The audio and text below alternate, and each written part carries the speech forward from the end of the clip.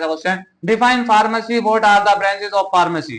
ठीक है, एक्सप्लेन करना है फार्मेसी यानी दवाओं के निर्माण में, वितरण के उचित उपयोग के विज्ञान में इसकी प्रमुख शाखाएं कौन कौन सी है। दवा निर्माण, अगर आप हिंदी में लिखना चाहते हैं, वरना इंग्लिश में आप लिख सकते हो, फार्मास्यूटिक्स, फार्माकोलॉजी। ठीक है, दवा का शारीरिक पर प्रभाव, रासायनिक संरचना, प्राकृतिक दवाइयां, रोगी देखभाल में दवा का उपयोग, इस तरीके के क्वेश्चन आपको करना है। मैंने जैसे आपको पहले बताया कि पॉइंटों में आपको ये क्वेश्चन करना है, तो आप पॉइंटों में ही लिखें।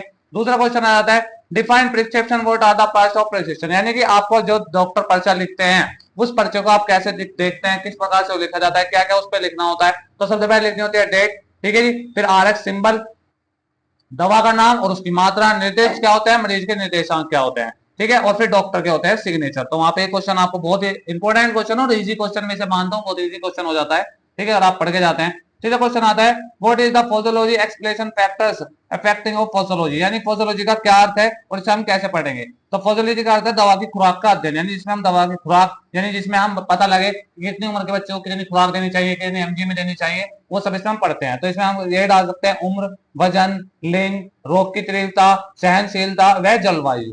ठीक है, तो ये इसके कारक होते हैं, ऐसे क्वेश्चन को आप जरूर पढ़े। नेक्स्ट क्वेश्चन आता है, what are the different routes of the drug administration.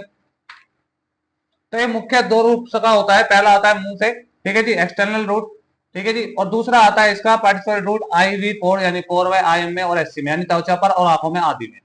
Next question आता है, define emulation differentiation between oil in water and water in oil emulation, यानी कि ये दो तरल पदार्थ होते हैं। ठीक है जी, तो कैसे कैसे हैं। पहला होता है जो ऑयल वाटर होता है, तेल छोटी मात्रा में होता है, पानी अधिक होता है, और जो वाटर इन ऑयल होता है वो पानी छोटी मात्रा में होता है, तेल अधिक होता है। तो आप ऐसे क्वेश्चन बोल देते हैं कि कितना इजी से क्वेश्चन है, लेकिन अगर आप इन्हें पढ़ के नहीं जाएंगे, अगर आप तैयारी अच्छे से नहीं करेंगे तो ये क्वेश्चन आपको हार्ड लगेंगे। मैं फिर से समझा रहा हूँ कि आपको अपने क्वेश्चन की तैयारी बहुत अच्छे से रखनी है, एक एक क्वेश्चन को बहुत अच्छे से पढ़ना है।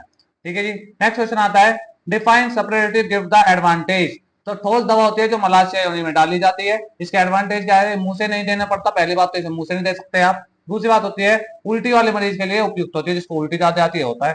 डिफाइन टैबलेट, 100% आपको इसमें से एक क्वेश्चन देखने को मिलेगा, टैबलेट या कैप्सूल में से, मैं फिर बता रहा हूँ। ठीक है जी, define tablet, describe the advantage.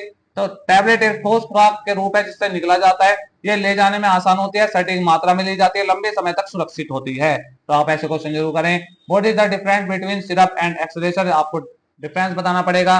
Next question आता है, explain the virus pharmaceutical calculation use the compounding explanation. तो आपको इसके क्वेश्चन करने पड़ेंगे।